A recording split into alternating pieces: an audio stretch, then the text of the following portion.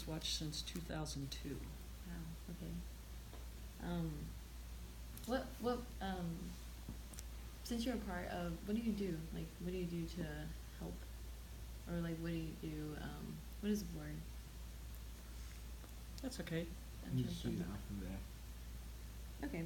I understand that there are other local branches across the country. What is the purpose for these smaller groups?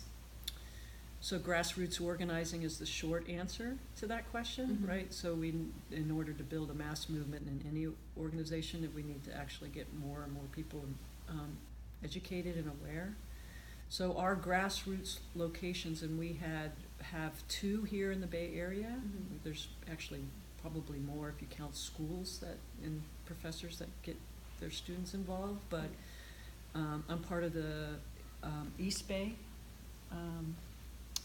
chapter. There's a San Francisco chapter. There still might be like a San Jose in the Bay Area, LA, And so what we've done in East Bay is supported the movement with fundraising. Mhm.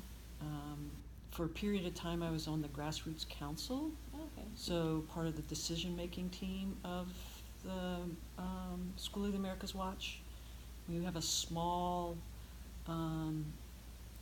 full-time, they're not even, some of them aren't even full-time, so we have small staff in DC right now. Mhm. And there's just so much more work than just the staff can do. So there folks can get involved with working groups. So for instance, there's a working group that puts on the stage during the vigil that happens usually in November, but this year it happened earlier when we met at the border in Nogales. Mhm. So there's a legal working group, so folks can get involved that way. The names, there's a research working group that we're part of researching the names Yeah. and trying to get the government to release those names. Do you think it's important that they should release these names, or? I think that it's important because that gives us the ability to research Who they are.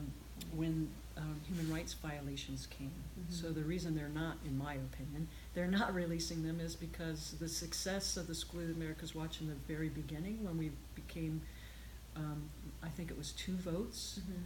from closing the school, was a result of the research in connecting names of the graduates with the atrocities that happened in Latin America. Okay. Yeah. So they are not giving those up to us because they don't want those connections made anymore. Yeah. Since the result of the election, how do you think Donald Trump will affect your group and your purpose? Do you think that the SOA will be harder to shut down? Yes. This short answer. I mean, part of the reason why we decided to go to Nogales this year and so change the major protests and do it at the border was because of the rhetoric that Trump was doing. And so we wanted to show solidarity with our brothers and sisters in Latin America, Yeah. and to say that we're not going away. We also feel like there's changes in what we need to do as far as the School of the America's Watch. So it's been focused on this one school at Fort Benning for many, many years. The truth of the matter is there's many schools of Americas that actually a lot of them already in countries in Latin America. So it's a way in which we're trying to broaden our focus. Yes, it's important to close the school called Western Hemisphere Institute. WINSEC, yeah. But just closing that wouldn't mean our work is done, Mhm. because there's many more schools that actually use our military in order to train Yeah. Latin American military in what we feel is oppressing their own people for economic advantage for us, Yeah. corporations in the U.S. Is there anything in particular you remember about SOA? What made you want to join it? Anything? So I went to the vigil the first time in 2002 with a friend of mine invited me, and then when we were on an airplane over there, Two of them said, "We're going to cross the line. Will you be my jail support?" So at that year, there were 86. That was right after, the 2 years after 9/11 and the defense. Yeah. So 86 people crossed the line that year, and that was the year that the judge put everybody in jail overnight and required bail hearings. And so when I was on the plane, they asked me if I would be jail support, and it would be no big deal. They'll cite and release us, and then, well, it was a bigger deal than it was in the past. So, but that catapulted me into not only getting more involved with the School of the Americas Watch, but going through the trial process, the bail hearing process, and being prison support for a number of the folks from the Bay Area that went to prison as a result of that, catapulted me into prison abolitionist Mm-hmm. pieces too. So it awakened me in many ways. Currently, there are 6 Latin countries who stopped sending students to SOA. Why do you think the remaining of the countries didn't follow them? Well, that was a strategy. That was one of the strategies that came up, that we decided we'd do delegations, Mhm. and we chose the countries that were maybe more receptive to the ask of not sending. So we figured that what we would do is we try to shut it down through, the legal ends, and then, but if we dry it up with soldiers not coming, that would shut it down. Yeah. The other countries, they're so entwined with U.S. foreign policy and are connected, with a capitalist Mhm. viewpoint that they weren't interested in seeing us. Mm. What was interesting at that time, though, Panama was where the School of the Americas Watch Mhm. was located. Mhm. Before it was moved to Fort Benning. We went to Panama, and the Panamanian people were the ones that dubbed this school the School of the Assassins and kicked it out. Mhm. We had done research when we met with the high officials in Panama. They were not aware that their military was going around their government and still sending people to the School of the Americas. Wow. So, and they were like, this is a no-brainer for us as far as politically, because they knew the results of that was death to their own people. Yeah. Why do you think that they keep the names classified after they graduate from WINSEC instead of releasing them to the public? Do you think that will create terror among Hispanics or racial tension?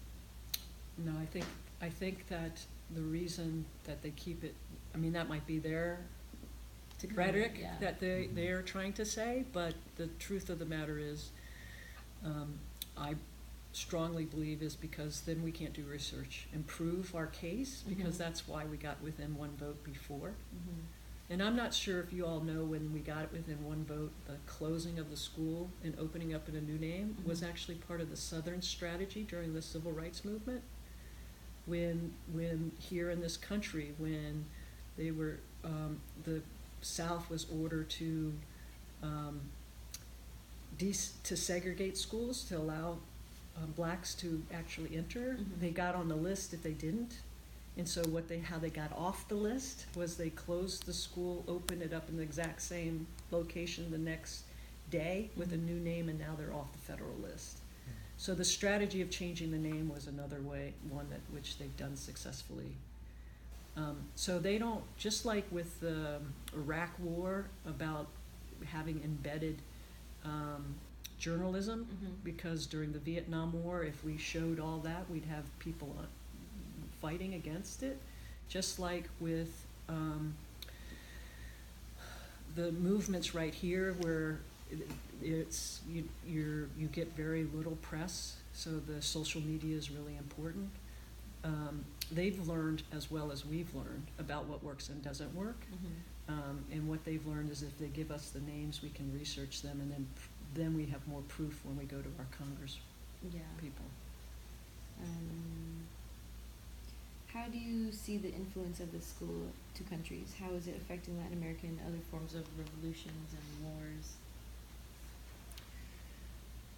Not sure what you are relating to that, because I would definitely say it. I think the influence of the country of the School of the Americas is they want to actually our government really wants to have folks they can tap when they need somebody to do something for us in other countries. Yeah. So,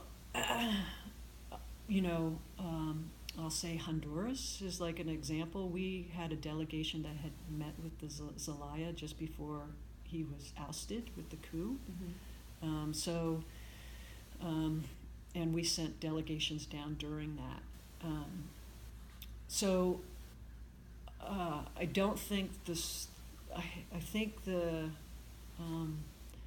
school helps our government maintain its current foreign policy, Yeah. and in my opinion, it again impacts the worldwide negatively, because it's all about who's keeping the money where it is. It's about protecting the billionaire class. It's about protecting the corporations, and it's not about people. So it has in my opinion, very little to do with democracy. Yeah. Finally, is there any advice you can give to our La Raza class to help SOAW's cause? I think get involved in some sort of way. It doesn't even have to be with the SOA Watch. There's so many grassroots organizations that, ours is specifically looking at militarization, how our country militarizes everybody, and that can actually be connected to, what's going on with Black Lives Matter, in the sense that our police force is militarized. Yeah. The School of the Americas Watch has been connecting the militarization and immigration and prisons and the detention centers. So there's lots of different ways to plug in, and it's, in my opinion, the only thing that's happened positively in this country as far as moving more towards democracy has been the people's movement, be it the farm workers movement, the civil rights movement, the women's movement, the gay movement, all that kind of stuff. The change really happens democratically when we get people involved in movements. It's a movement from up here that forces them. All right. So education is key in history, and Yes. knowing the history of that. And know what you're going in for, or what you're fighting for. Yeah, and because you have to be grounded in the history. If you're not grounded in the history, in whatever's going on, then you can be swayed by different rhetoric that might not be helpful. Yeah. All right. Thank you so much for answering